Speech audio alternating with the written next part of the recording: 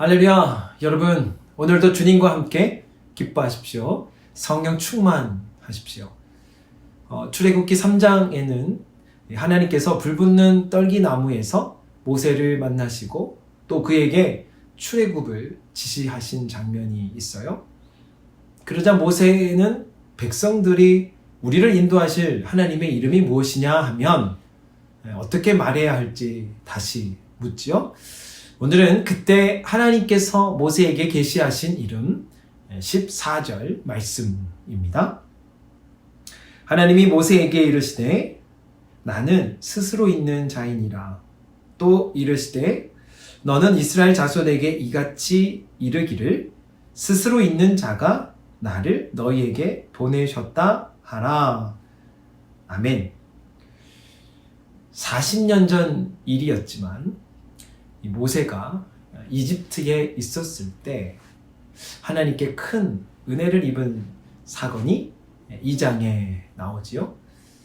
이집트 사람과 히브리 사람 사이에 끼어서 목숨을 위협받았을 때 그때 하나님께서 길을 열어주셔서 미디안에 가서 살 수 있었습니다.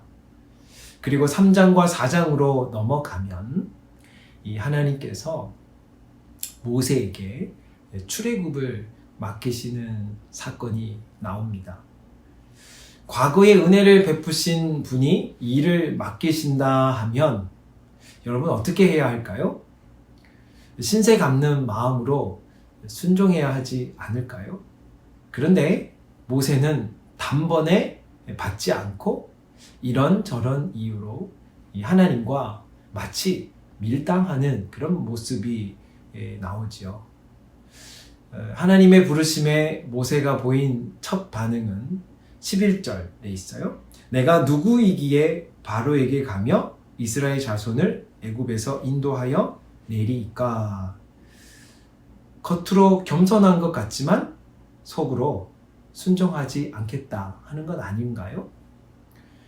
자신의 방법이 먹히지 않자 이번에는 하나님의 이름을 들먹거리며 또 빼고 있습니다. 사실 모세에게 다시 이집트로 돌아간다는 것 쉽지 않은 일이었을 것 같아요. 간신히 찾은 이 안정된 삶을 버리고 다시 이집트로 갔을 때 사람들에게 인정받지 못하고 환영받지 못하고 오히려 죽음의 위협을 받게 되면 어떡하나 하는 생각이 그에게 있었을 것이고 그럴수록 그에게도 안전장치가 필요했을 거예요. 어쩌면 그것 때문에 하나님의 이름을 물었을지도 모를 것 같아요. 그때 하나님께서 스스로 계시하시기를 나는 나다 하신 거죠. 스스로 있는 자로 번역된 이 하나님의 이름 예흐예 아슈엘 예흐예 I am who I am. 이 히브리어 예흐예는 영어의 비동사입니다. 다시 말하면 이 하나님의 이름에는 행동보다 존재의 의미가 묻어 있다 하는 것을 느끼게 되죠. 사실 3장 14절에 게시된 하나님의 이름을 어떻게 이해하는 것이 바람직할까? 비법이 따로 없죠. 하나님의 이름 그 자체가 신비이기 때문입니다. 다만 출애굽 상황을 앞두고 말씀하신 것으로 볼 때 하나님의 이름은 어떤 신과도 비교할 수 없는 절대적 존재로 바로 그곳에 함께 계신다는 것을 말씀하시는 것 같습니다. 노예로 살아가는 그 고통의 현실 속에 찾아오셔서 그들 곁에 임재하시고 또 그들을 건지셔서 그들과 함께 하신다 하는 그 은혜가 이 하나님의 이름 속에서 느껴지죠.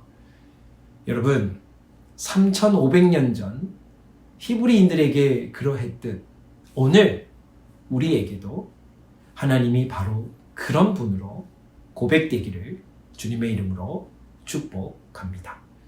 함께 기도드리겠습니다. 임마누엘의 아버지 하나님, 오늘 여기 우리와 함께 하시는 주님, 우리의 삶의 현장 속에 또 우리의 삶 속에 늘 함께 해주셔서 주님의 돌보시고 또 주님의 이끄시고 또 주님이 복 내려 주심을 고백하며 말씀에 순종하며 주의 뜻 가운데 나아가는 우리 모두가 될 수 있도록 인도하여 주옵소서. 예수님의 이름으로 기도 올리옵나이다. 아멘.